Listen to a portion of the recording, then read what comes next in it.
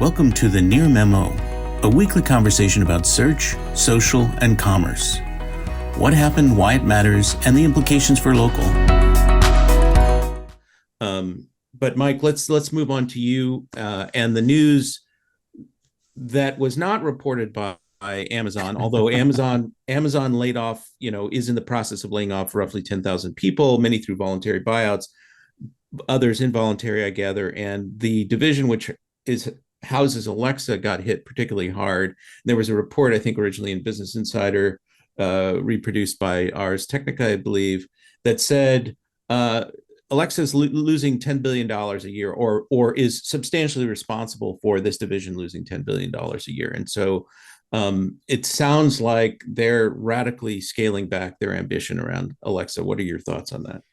Well, first, the number of 10 billion. It costs, estimates are that it costs Apple roughly a billion and a half to create a mapping product that works. And so when you look at an eye-popping number like 10 billion, and you see a division that's being cut because it's not generating enough profit, it raises a whole ton of questions. I mean, the first question is, obviously, it didn't generate revenue or knock-on revenue for Amazon if people started using these devices, which they sold at cost. So it calls into question that whole model. It also, though, calls in the bigger question. Amazon, I think, like Facebook, was hoping to create a presence in people's lives that would give them a leg up in terms of interactions with people. And a new platform. Exactly. Yep. But I believe that voice is still incapable of playing that role for a number of reasons, not the least of which is the difficulty of discovery. There was who knows how many Alexa actions that nobody knew about. But the bigger issue is that natural language processing, which makes this possible, isn't natural language understanding, so that people have to learn how to speak to these devices in ways they understand. And it's not the other way around. So I think there's these two big issues with voice as a platform. And when you were mentioning research that indicated that voice was on the uptick, and I believe that's the case. And when I look at it, like in my context, where I see voice working is as you know, very devoted to the Apple ecosystem. I have a watch. I don't have AirPods, but I do have HomePods. I have the Apple TV. I have an iPhone. And what ends up happening is each has its own domain, where the HomePod is about music and podcasts, so it has a limited domain.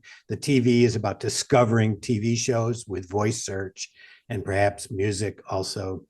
The watch is about reading and sending text. It's very limited domains in each of those environments, all of which contribute to a bigger understanding on the part of Apple as to how voice works, what people are asking for, that they bring into the phone. So it's a self-reinforcing environment where voice is specific sort of enhancement to the interface, as opposed to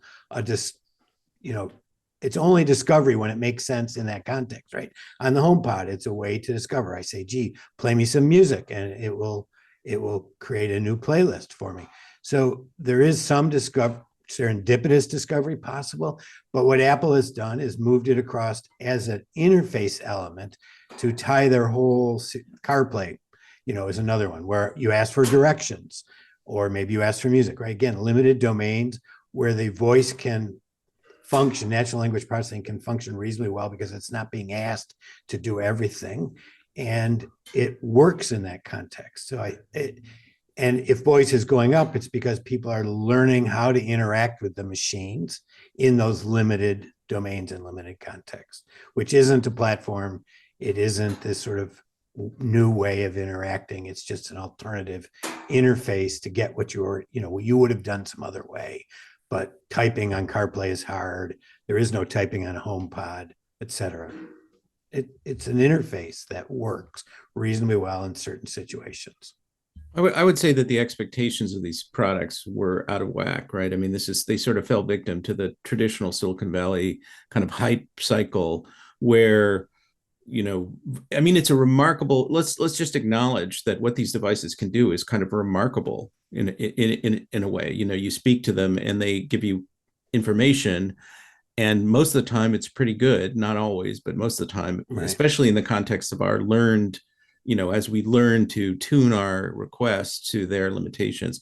But so I think if these devices were gone, people would go through a kind of withdrawal and be unhappy about it. What I think do. One of the things, though, and this has always been the case, I remember being at a Brandify conference where Forrester was talking about the ascendance of voice and all the amazing things right. we're going to do. And I raised my hand and I said, well, what percentage of these are happening on Apple? And he said, oh, about 80%, right? So the reality of the marketplace hasn't changed that much, that even though there are all these devices out there, and maybe the percentage went up since then because it was a number of years ago, and but Alexa still did nothing more than play music and create lists, right? And so the limitations ultimately are not worth $10 billion a year.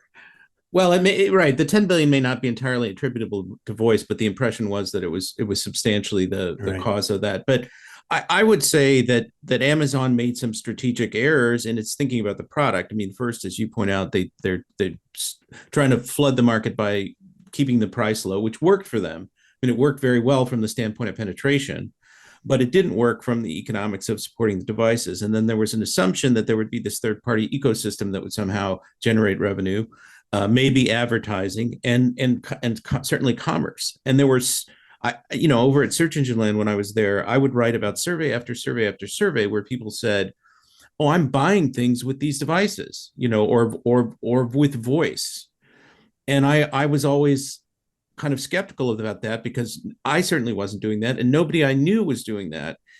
And so the question was like, what does this actually mean? And it was never really defined.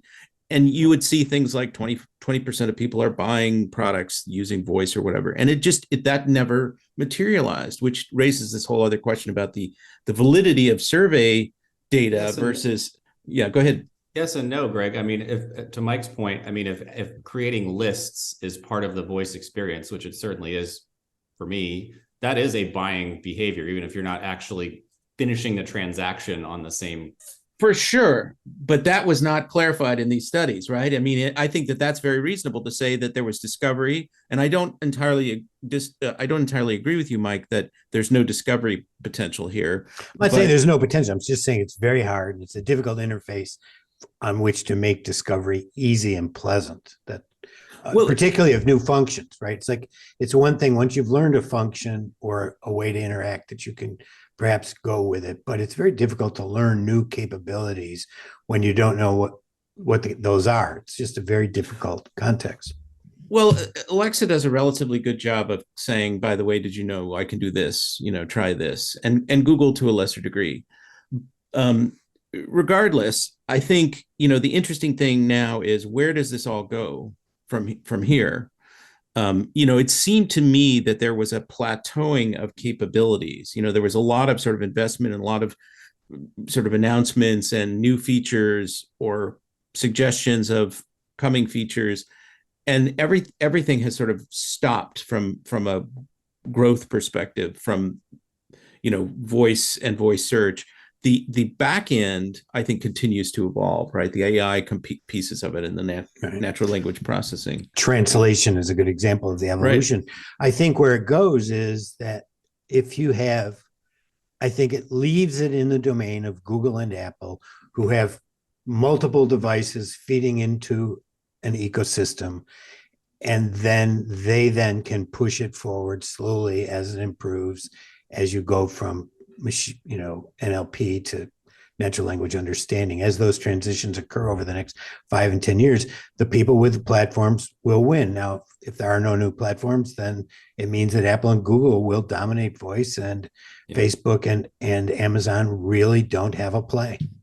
And that's what I think part of Amazon's investment here probably was to see if they could carve out a piece of this for themselves. And they've come to the conclusion that, hey, we can't really do this because we don't have all these other assets. So I feel like it, in some ways, sure, you can say that this is an acknowledgement of failure, but I think it was probably a moonshot for them, to try to carve out this new piece of their business in the first place.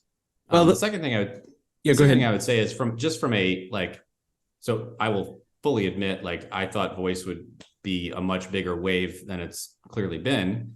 I'm not saying that the wave is necessarily over. I think it will continue to advance, particularly with some of the in-car stuff that's happening with both Google and Apple. Voice is clearly the best interface when you're in a car. I would say that the action items for marketers to take advantage of voice are still largely in place, that you see Google in particular continuing to move further and further and further into the structured data, short snippets, quick questions and answers, all of these things that you would have been trying to optimize around for voice preferential position in a voice search result, you should still be doing even in a visual search interface. And so I don't know. Yes, I was wrong that the wave of the paradigm didn't actually happen, but I don't think that the advice to execute some of these marketing tactics was wrong at all or misplaced. In fact, if you did that, you're probably doing much better today than you were 4 years ago. Well, because people have questions that they're going to continue to ask, and to the extent that you reflect those back from your own experiences with your customers, that's what you should be doing anyway. And that's a whole content creation strategy. I mean, I think also a markup strategy and really it is a frame of mind to say that we want our website essentially to be one big spreadsheet that Google can read and ingest and spit out.